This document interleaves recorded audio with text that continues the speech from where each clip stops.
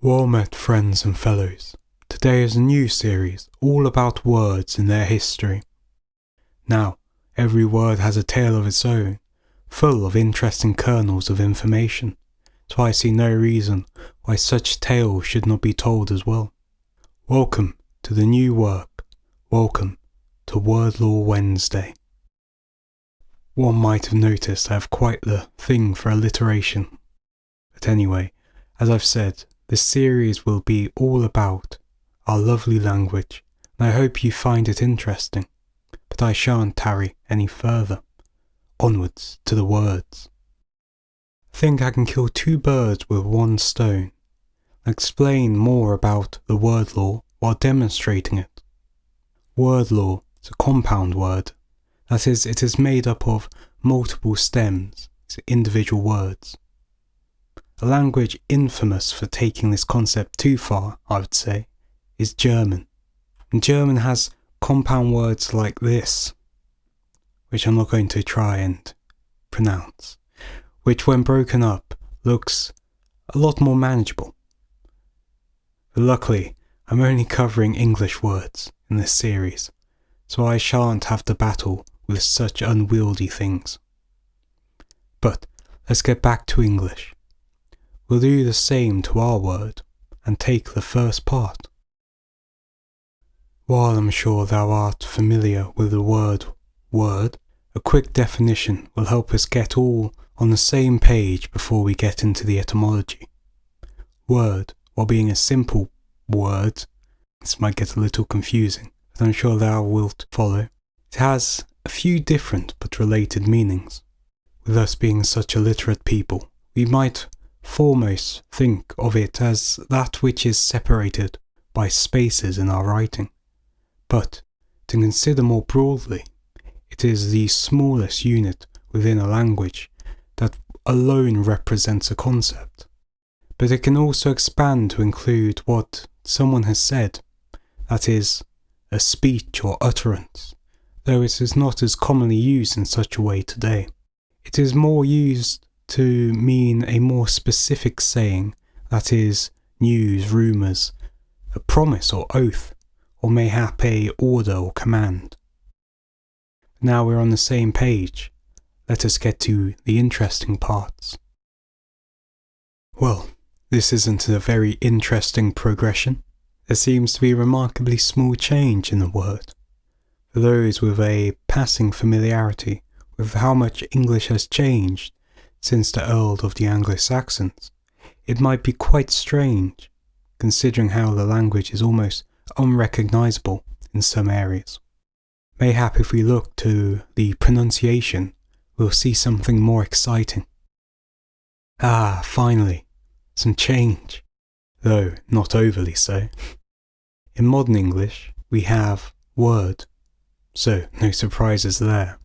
In Middle English, we have a range of pronunciations, depending on time and location, but two common pronunciations would be word and word. Thou wilt have to excuse my pronunciation of the rhotic consonant, the r. As a speaker of a non-rhotic dialect, I don't have experience with tapped or trilled r's. I'm attempting a tapped R here, but I'm not sure to what success, and I'm unable to perform a trilled R at the moment at least, but I'm working on that. But the actual nature of the rhotic consonant through the evolution of English is a matter of debate. It's hard to know its true nature among different people at different times. If thou wants a more extensive and insightful discussion on the topic, a good fellow Simon Roper has made a film of it, and one can find it in a link accompanying the description to this film. But back to the topic. In Old English, it can be pronounced word, very similar to the Middle English pronunciation, but without the long or. Overall, there is a notable difference, but not an awfully large one. Maybe if we look to the shape of the glyphs, there might be something more to see. I must say, I really do love the form of Latin used for Old English, that is the rightmost column. Now, of course, this does not encapsulate the totality of the styles used during any of these given periods, but I want to give an example of the variety of forms that the written language has traversed. If we start with the letter W, a notable change exists within the glyph, despite the sound remaining consistent throughout the period. A clear relation between the Middle English W's and the modern W, as the name implies. But what about that glyph used in place for Old English? To see its origin, we might need to look at the Old English runic alphabet. The origin of the letter should now be plain to see. In Old English, the runic character called Wyn was added to the inventory of Latin letters. It is not the only one, but I'll save that for another time. So let's get back to the Latin letters for now. The other letters are more progressive in their changes. At first one might be stumped by the Old English letter form for R, but really we can just imagine it as a saggy, more droopy construction of our modern letter, or mayhap it is better to call the modern letter a more taut version of the previous. It is interesting to note, word has another definition, particular to Old English. It means a verb, that is, in the grammatical sense. Knowing this, thou might have started to put together that those two words are related. They do look rather similar, and in truth, they are related. They are doublets of one another, with a verb coming from French and word being our native version. A doublet being different words within a language that shares a root but are pronounced differently. It is so that in fact word has another doublet with verb. I'm sure thou art tired of me going on about this particular word, so let's hop back to where we started. Now we should see the word more clearly, but we shan't yet rest, for there is another word to delve into. Again we'll start with a definition. This time there is a greater change in the meaning between the old tongue and our new, so I shall illustrate it thusly. As thou can see, while the core idea remains intact, that is, information, there is a subtle difference between the nature of that information and the specificity of it. In modern English, the word has come to represent knowledge of a traditional or fictitious character. It seems to almost impart an inherent falseness to whatever it is used to describe. For example, one speaks of folklore in opposition to science, as though the first is a blind pursuit of feeling and irrationality. In Old English, the word is used neutrally to refer to learning, that what is taught, knowledge, doctrine or science. To me, the old meaning seems more material.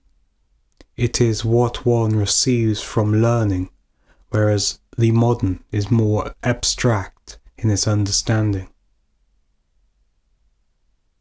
Such a distinction is in keeping with the different ways we have viewed the world then and now. Such a distinction is in keeping with the different ways we view the world then and now. With us being so distant from the realities of existence, we have come to see the world in a rather different manner than that of the more traditional view. But enough of all this. Let's get to the etymology. Suppose I've ruined the surprise a little with this previous section, but never mind that. See that bar above the A in Old English? Well, that represents a long vowel, but I'll talk more about that in the section on phonology. And this practice of marking long vowels is a modern addition that helps us distinguish words, as vowel length alone would change the meaning of the word in Old English. And as is often the case, Middle English offers a range of forms and pronunciations, so I've chosen a common one for this example. In Early Middle English, or Northern Middle English, the form would be more likely to represent the appearance to Old English. But let's get to the pronunciation. So, again, it will be no surprise that the modern pronunciation of law is, well, law. The later versions of Middle English would have it pronounced more so lore, but older or northern variants, as I mentioned previously, will be pronounced more so lar, and we can see Old English lar. From that we can see the transition more clearly with two examples in Middle English of how it transitioned not so abruptly as might be seen if one takes a single sample from each of these periods. But let's get back to talking about vowel length. An example of these distinctions can be found with the words sheep and ship. Even though the vowel qualities of these words, e and I, are different, we can still distinguish by length, though, as I understand it, it is not a feature of most modern American dialects, so it might be harder for Americans to make such a distinction. If I say sheep with a short vowel, or ship with a long, but keep their original vowel qualities, it might sound as though I am in between both words. I'll demonstrate. So, for example, instead of ship, I say ship. It might sound more similar to sheep because I have produced a long vowel instead of a short. If we try sheep, we'll get sheep, sheep, which, I don't know about you, it sounds quite a lot like ship with an accent to it that I must have come across at some point, because I definitely recognize such a pronunciation. But let's get to the glyphs. As you can see, the Old English again, head and shoulders above the rest, at least I think so. And I really do appreciate that shape of the R. It is quite lovely. I wish we still had it. Maybe if it was not so different, not such a departure from what one would expect, I might start including it. Now, it may not come as a surprise to learn that, well, learn is related to law. One could probably come to such a conclusion from how similar they sound and look. The relation stretches further back than Old English, back to the days of Proto-Germanic, a language that survives through comparative reconstruction. But yes, let's bring it back together for one final time. So now I hope you can better appreciate this word, have a better understanding of it, and hopefully a better understanding of what I mean to do with this work. But yes, I hope you enjoyed this first uttering of the word law, and I hope to see you again next week, where I have even more words to talk about. So until then, farewell, good friends and fellows.